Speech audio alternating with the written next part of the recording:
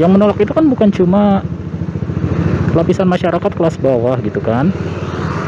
Ada beberapa dari kalangan yang kelas menengah sampai kelas atas itu ikut kontra dengan keputusan DPR ini.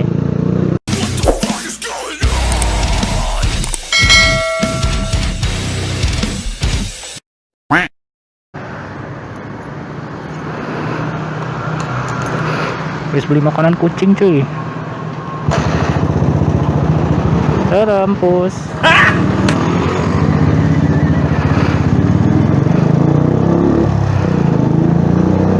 Oh, udah lama banget gua nge-vlog.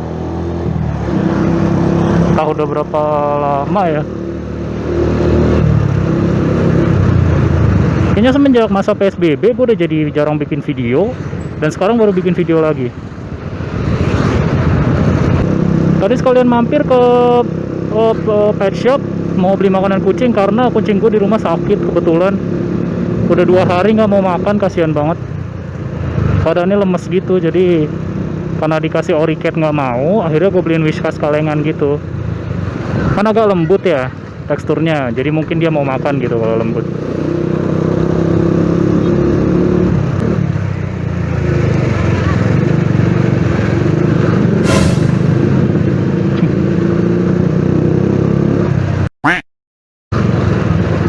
Seperti biasa kalau gue bikin video tuh enaknya ngobrolin apa ya.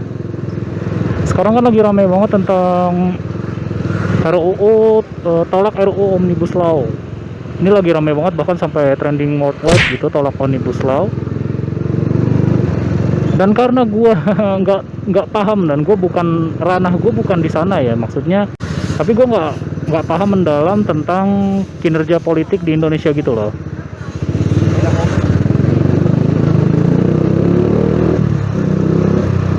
Dan gue nggak mau bahas bukan karena gue takut atau apa, tapi karena gue kurang paham. Bahkan gue nggak tahu apa aja isi dari UU Cipta Kerja itu.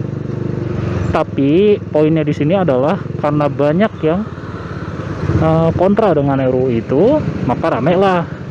Apalagi ketika disahkan kemarin kan. Oh my god, ini mobil mau kemana cuy?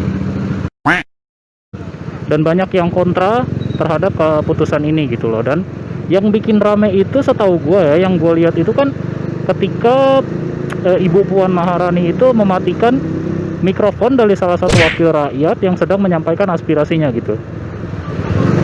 Dan gue nggak tahu alasan dia untuk matiin mic-nya itu apa. Ya bikin gemes aja. Kalau buat gue bikin gemes aja gitu. Bahkan bahkan sudah ada beberapa daerah yang melakukan aksi tolak RUU Cipta Kerja ini.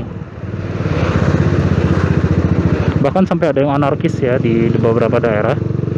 Ya itulah resikonya ketika membuat undang-undang pada saat tengah malam.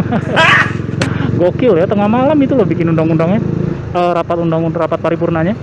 Jadi rakyat pada tidur, mereka rapat. Rakyat kerja, mereka tidur. Shit. Sorry ya guys. Goblok. Oke. Dan kabarnya sih hari ini banyak massa yang turun ke jalan untuk menolak UU tersebut ya. Saran gue sih tetap hati-hati. Tetap hati-hati untuk kalian semua, karena di tengah pandemi ini kan juga apa ya, resiko tertularnya lebih tinggi lah ketika ada demo-demo kayak gitu. Tetap hati-hati aja, tetap jaga kesehatan. Perjuangkan hak-hak rakyat buat yang demo. Semangat. I got your back. Dan ini gue lagi nyari spion sambil jalan-jalan balik kerja, dan gue kepikiran kenapa nggak gue buat video aja gitu ya, karena udah lama juga gue nggak bikin video. Dan kebetulan ada ondel-ondel. Dan kebetulan ada topik yang enak buat dibahas gitu. Jadi ya sekalian saja. Menurut gue ya, ini pandangan gue sendiri, RUU Cipta Kerja itu yang menolak kan bukan yang menolak itu kan bukan hanya bagian lapisan masyarakat kelas bawah gitu. santai banget bawa motor cuy. Yang menolak itu kan bukan cuma lapisan masyarakat kelas bawah gitu kan, ada beberapa dari kalangan yang kelas menengah sampai kelas atas itu ikut kontra dengan keputusan DPR ini. Kenapa rancangan undang-undang ini tiba-tiba disahkan pada jam 12 malam, gokil, pada saat tengah malam itu. Dan banyak poin-poin yang gue lihat sih apa ya, lebih menguntungkan investor aja gitu daripada karyawan swasta atau bahkan para pencari kerja gitu.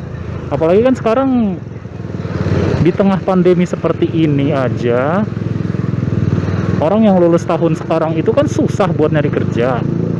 Ditambah dengan adanya undang-undang baru ini, ya justru lapangan kerja memang banyak, tapi apa ya, kesejahteraan pekerja itu menurut gue bakal berkurang gitu.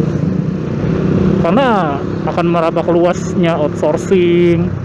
Gue nggak tahu pasti ya, katanya kan PHK sekarang udah nggak kena pesangon, tapi kan ada juga yang bilang atau ada bahkan postingan kalau orang di PHK itu tetap ada pesangon, cuma gue nggak tahu benar atau enggak. Jadi gue nggak berani bicara tentang detail soal UU Cipta Kerja ini karena poinnya masih rancu gitu. Ya, doa gue sih semoga Indonesia makin lebih baik aja. Aduh, masa depan Indonesia itu ada di tangan kita cuy. Anak-anak muda Indonesia, orang tuanya juga yang ada di DPR, yang ada di pemerintahan sana, mereka nggak akan berkuasa selamanya kok. Cepat atau lambat mereka akan turun atau bahkan mati. Ya iya, manusia kan punya umur. Mereka nggak akan selamanya berkuasa, jadi tenang aja. Dan kita generasi-generasi muda nih harus rajin belajar, harus tak gentar memperjuangkan hak-hak kita.